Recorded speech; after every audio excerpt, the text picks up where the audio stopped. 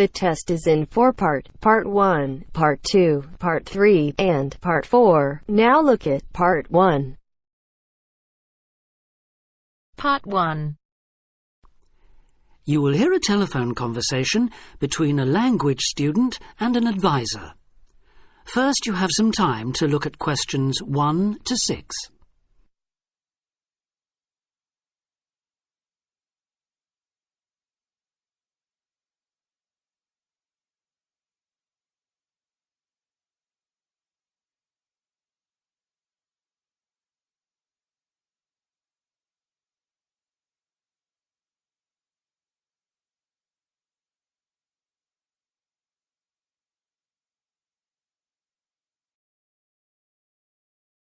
Now we shall begin. You should answer the questions as you listen, because you will not hear the recording a second time. Listen carefully and answer questions 1 to 6. Homestay Language Learning, Lisa McDowell here. How can I help you? Hello, my name's Dan, Hello, Dan. and I'm going to be living with a family in Edinburgh for 3 months, so I'd like some advice on what to bring with me. I'm flying in via Singapore on the 15th. Right.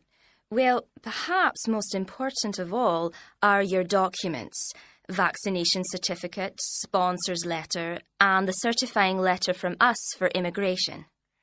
Yes, I've got all those in order, I think.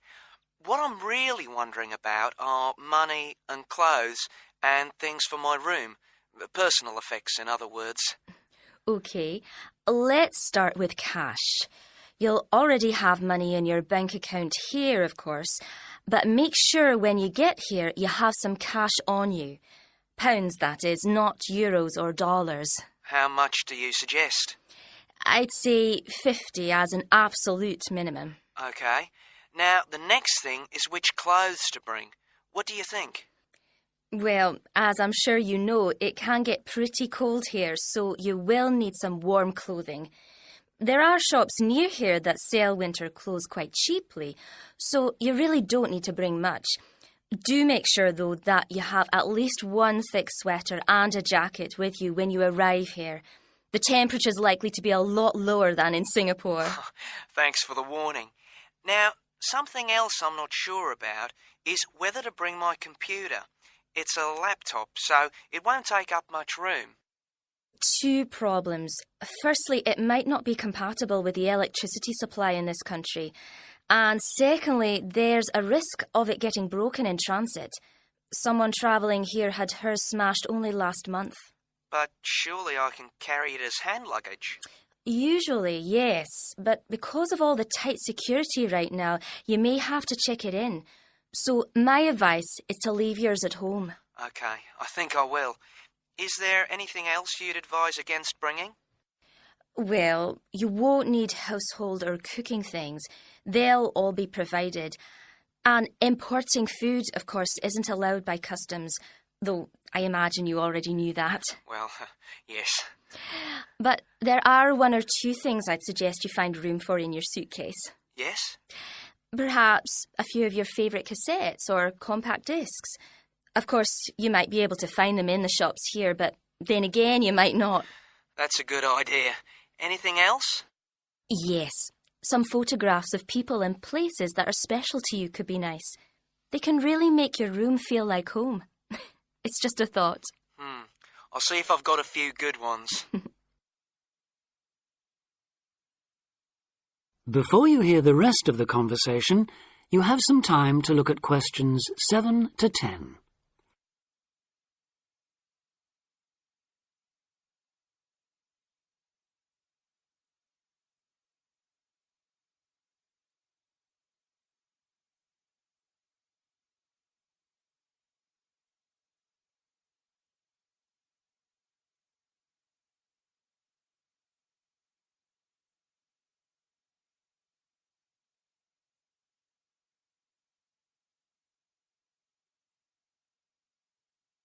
Now listen and answer questions 7 to 10.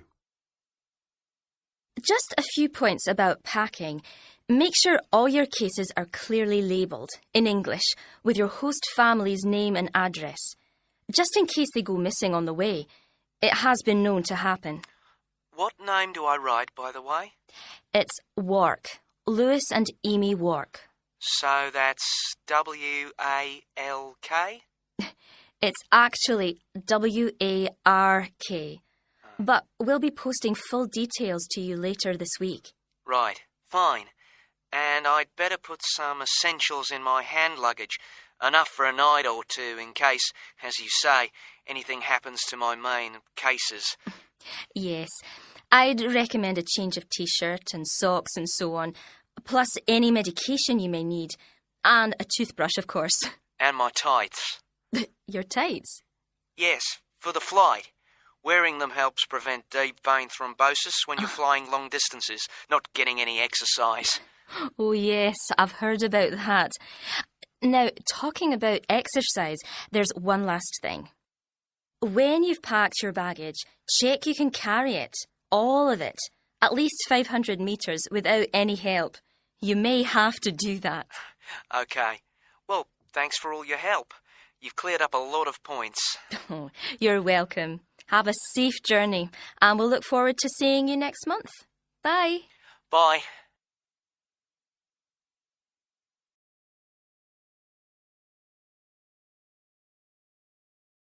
That is the end of part 1. You now have half a minute to check your answers.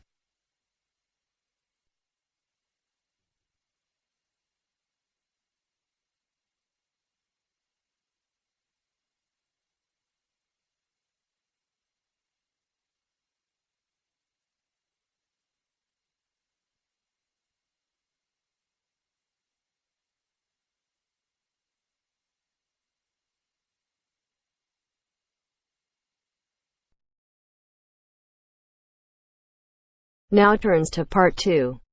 Part 2. You are going to hear an orientation talk. First, you have some time to look at questions 11 to 15.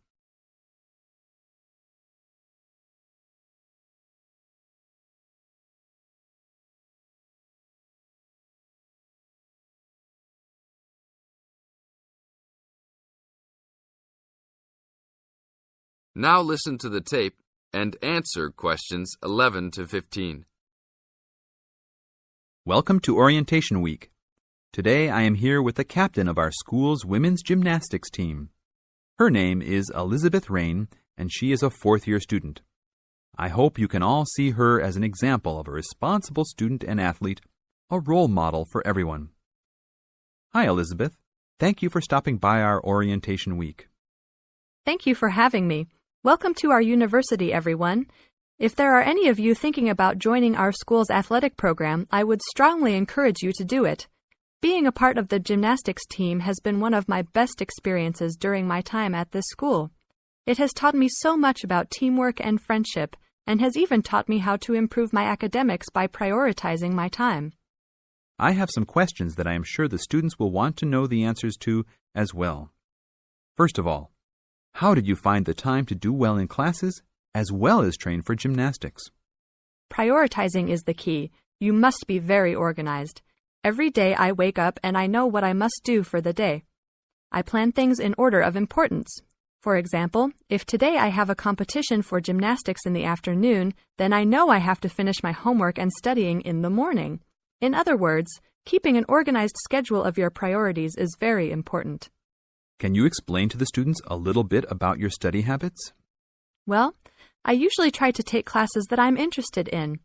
This way, I have no excuse not to study because I chose the classes out of my own preference. I separate my study time by class. For example, if I have 5 classes for this semester, I will study for 1 class a day from Monday through Friday, and then review for all of them on the weekend. I won't try and study for all 5 of my classes at one time. It is too hard to do that, to remember everything and not feel like you are going crazy. It is very important to focus the time that you set aside for studying.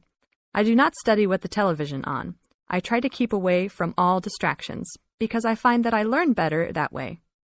But of course, how each individual will study depends on each person. Now look at questions 16 to 20.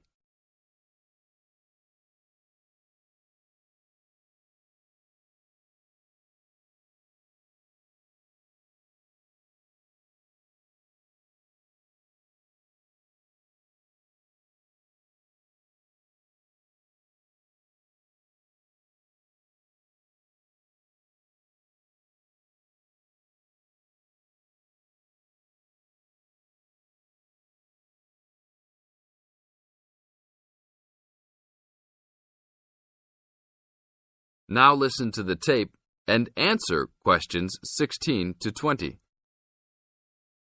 That sounds like good advice. Let's talk a little bit about your gymnastics career. How long have you been doing this sport for, and what has been the best moment of your college participation?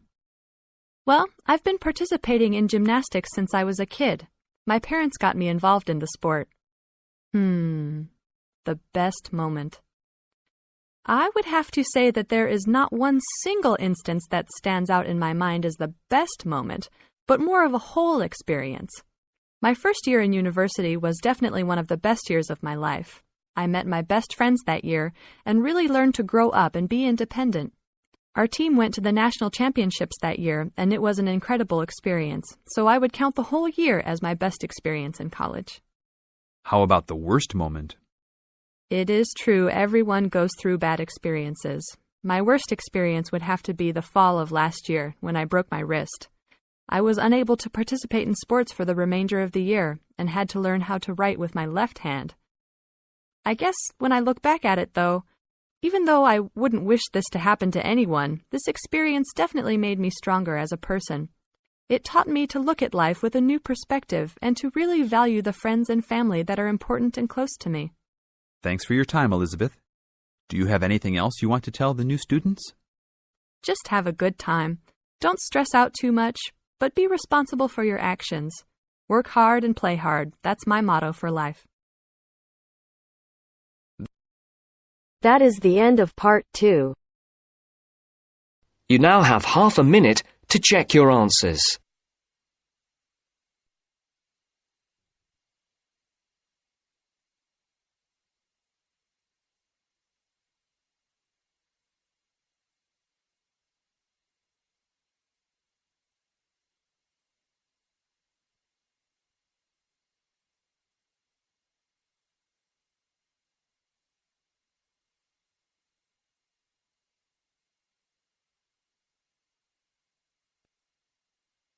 Now turns to part 3. Part 3. Richard Murray, a zoologist and popular TV personality, has been giving a talk on endangered species of wildlife to members of the Young Conservationists Association in a small town in the south of England. Listen to the extract from the discussion he had with two of the young people after his talk. First, you have some time to look at questions 21 to 25.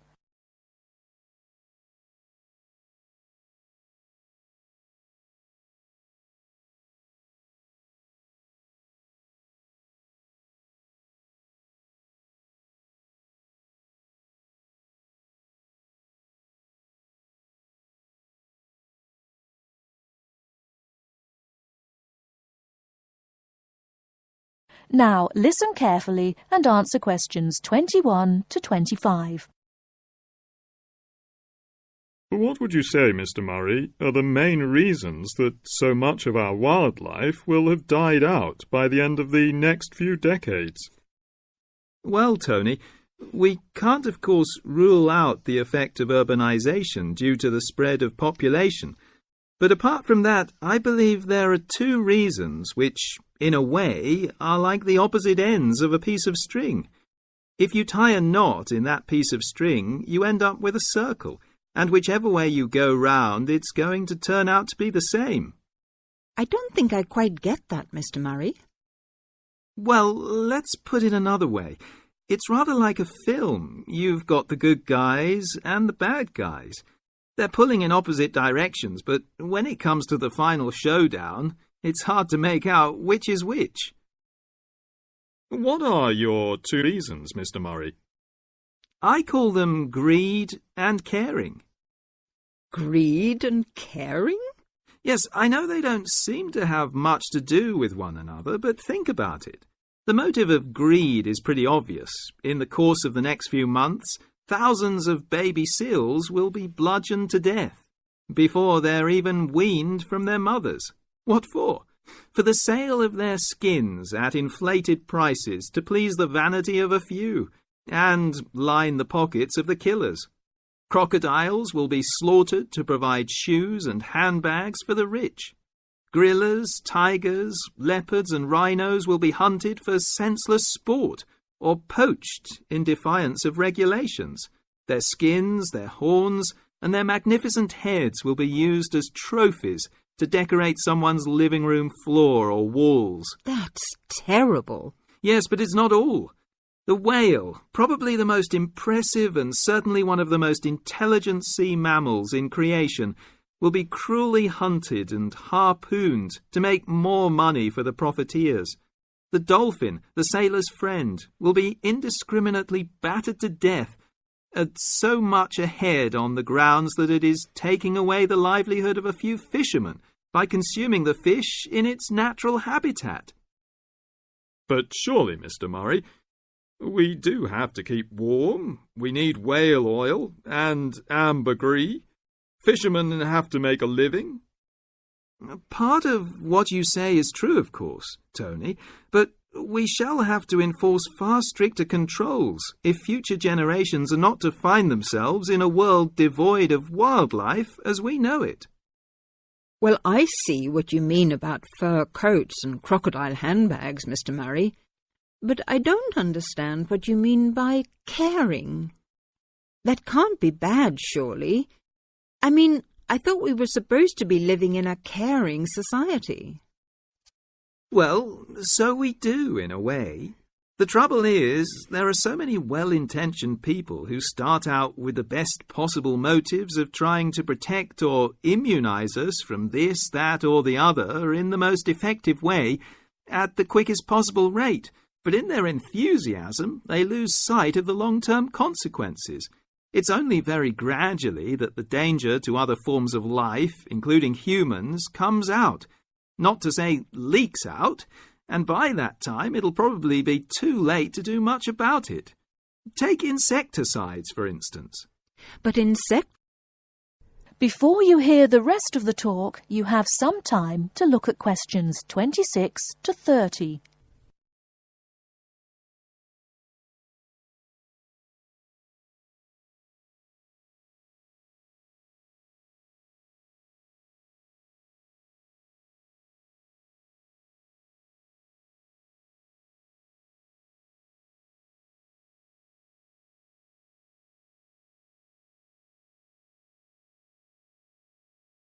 Now listen and answer questions 26 to 30. But insecticides protect crops from pests. They destroy disease-carrying mites and creepy crawlies like cockroaches. True, but nature has a way of developing her own immunity against insecticides and other pest controls, with the result that the biologists are driven to inventing stronger and stronger compounds, which, though they may annihilate the pest, nevertheless permeate the environment, are assimilated by plant and animal life, and become absorbed by the soil. Countless innocent creatures, the beaver or the mole, for example, are performing a useful task in the natural control. The alarming prospect is that as these poisons enter the foods we eat, and consequently our own systems, they'll find their way into the body of the pregnant mother and into her milk, offering incalculable risks to the unborn or newly born infant. In spite of all our technological expertise, our time is running out. We're virtually destroying ourselves. That is the end of part 3. You now have half a minute to check your answers.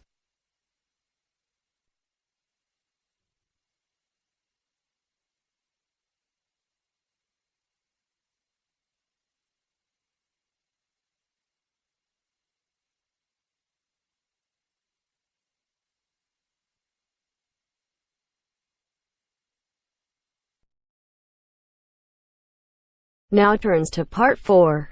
Part 4. You will hear a tutor giving some business students instructions about a finance project. You now have 30 seconds to read questions 31 to 36.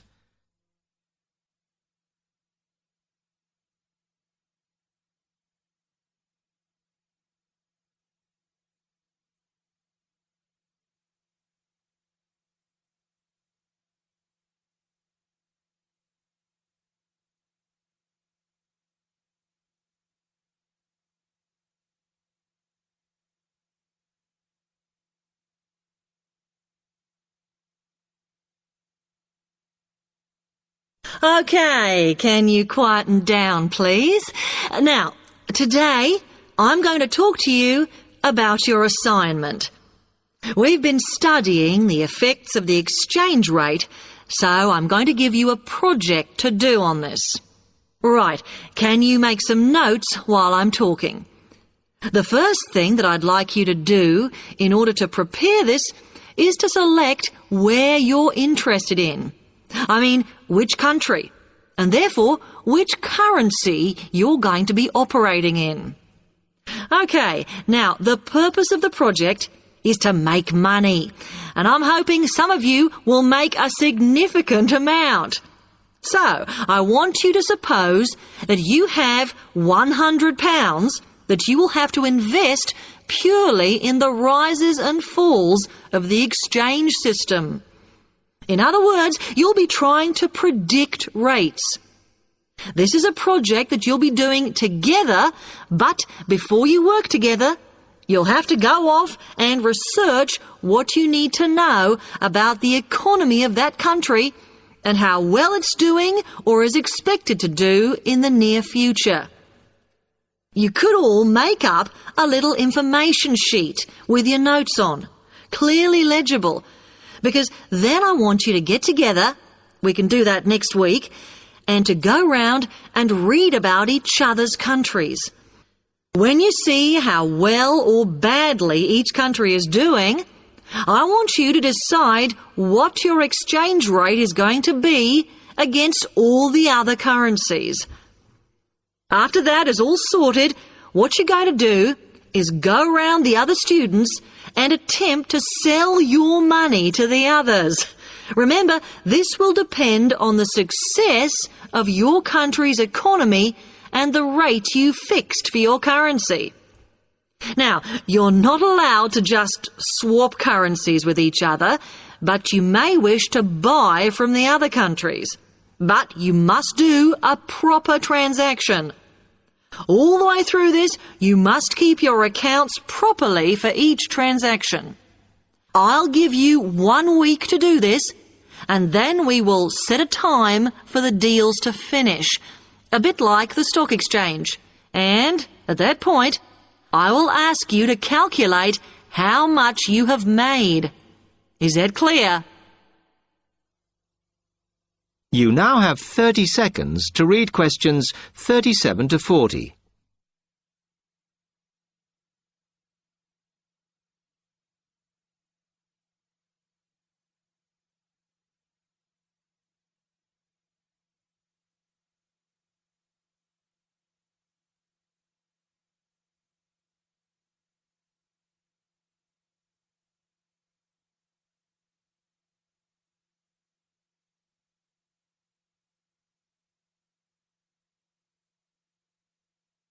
OK, now before you begin that, there are a few things I want you to read up on to prepare.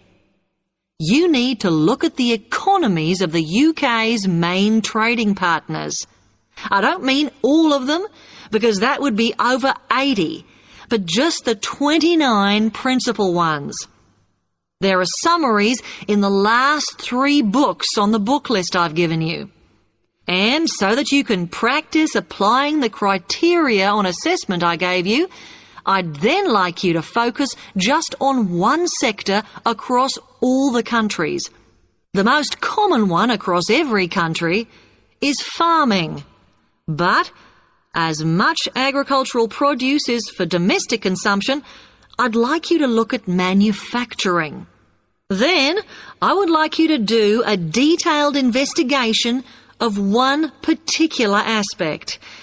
I was going to give you a choice, but I think as we've just started the course, it's better if we all look at the same thing and then we can discuss it in the seminars. So the thing I'd like you all to look at is fluctuations in import prices. Now, you need to do all that before you start the project, as it will help you assess the economies of the countries you'll be representing in the project. Don't worry, you've got plenty of time. Exam week is December the 8th. Then it's the holidays until January the 6th, so I don't need the project in till February the 5th. Is that okay? Now, any questions on this? Because That is the end of part 4. You now have half a minute to check your answers.